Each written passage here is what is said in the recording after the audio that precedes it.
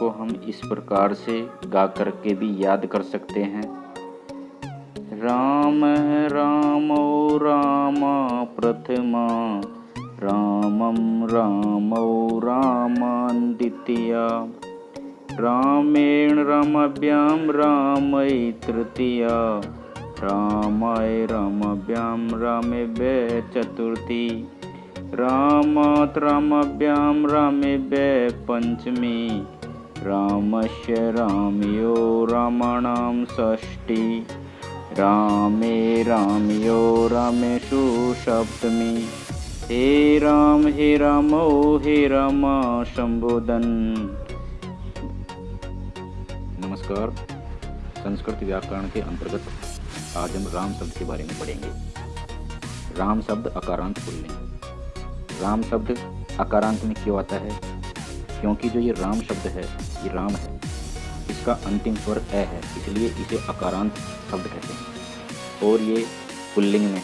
Pulling के बारे में आप जानते ही होंगे कि जिससे पुरुष जाति का बोध हो उसे पुल्लिंग कहते हैं। और संस्कृत व्याकरण में वचन 3 होते हैं, एक वचन, द्विवचन, बहुवचन। एक वचन का मतलब जिससे एक संख्या का बोध हो उसे एक वचन कहते हैं, और द्विवचन का मतलब जिससे 2 संख्याओं का बोध हो उसे द्विवचन कहते हैं, और बहुवचन मतलब जिससे अनेक संख्याओं का बोध होता है उसे बहुवचन कहते हैं।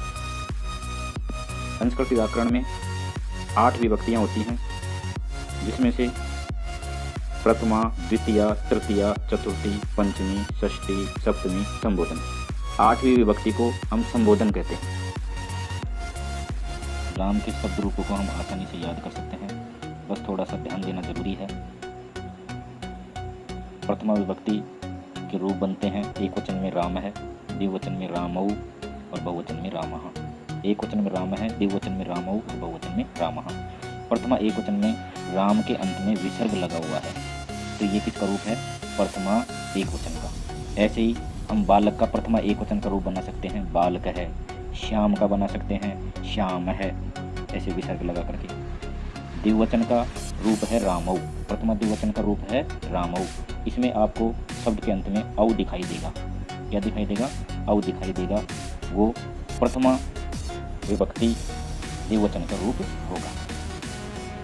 बहुवचन में है रामः, बहुवचन में राम का रूप बनता है रामः। शब्द के अंत में आ के बाद में आपको विसर्ग दिखाई देगा, आ के बाद में विसर्ग दिखाई देगा। ऐसे ही द्वितीय एक वचन में बनेगा रामम, शब्द के अंत में हम दिखाई देगा, वो द्वितीय एक वचन का रूप होगा।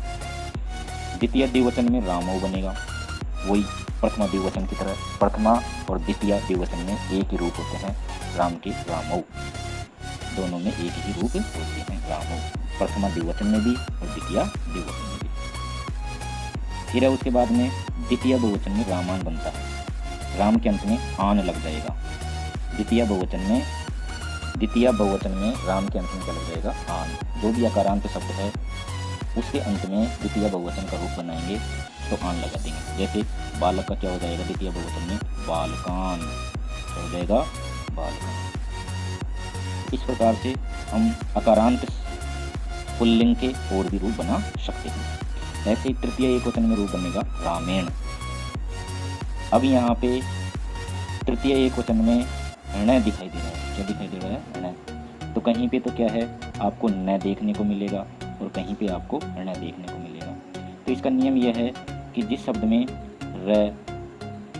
क्या आ जाता है, र आ जाए, स आ जाए और री आ जाए, ये अक्षर आ जाए, तो उसमें क्या हो जाता है? तृतीया एक वचन में न का ण हो जाता है। ऐसे ही जो षष्ठी बहुवचन है इसमें भी क्या हो जाएगा? न का ण हो जाएगा।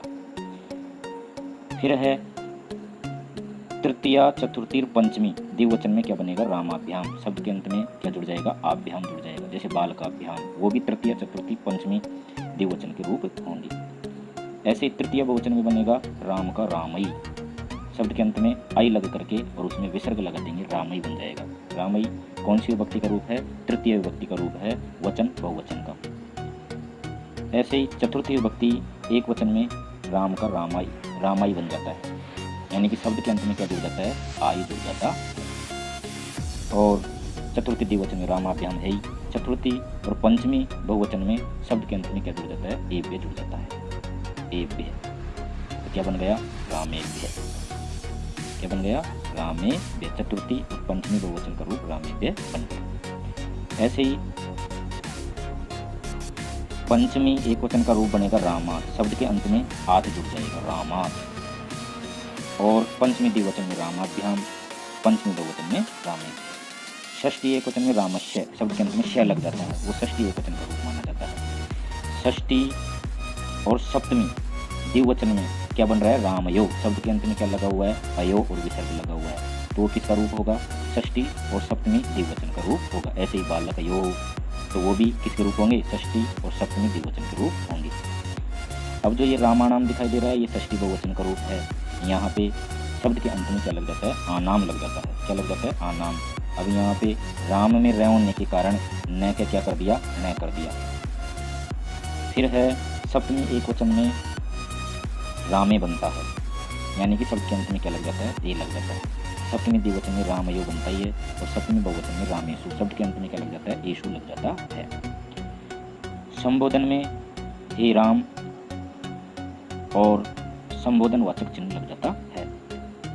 ये किसमें बन रहा है, हे राम, संबोधन एक वचन में हे राम, और लास्ट में क्या लगा हुआ है, संबोधन वाचक चिन्ह लगा हुआ है। संबोधन द्विवचन में हे रामौ, और बहुवचन में क्या बन जाता है, हे रामा, और संबोधन वाचक चिन्ह लगा देते हैं। इस प्रकार से हम राम शब्द के रूपों की आसानी से पहचान कर सकते हैं।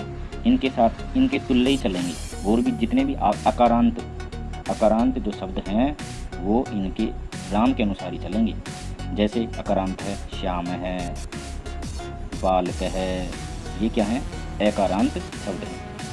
ये सभी जिनके अंत में अ है, यानी कि अकारांत शब्द हैं, वो किसके तुल्य चलेंगे, राम के तुल्य चलेंगे। इस प्रकार से हम राम के शब्द रूपों को आसानी से याद कर सकते हैं।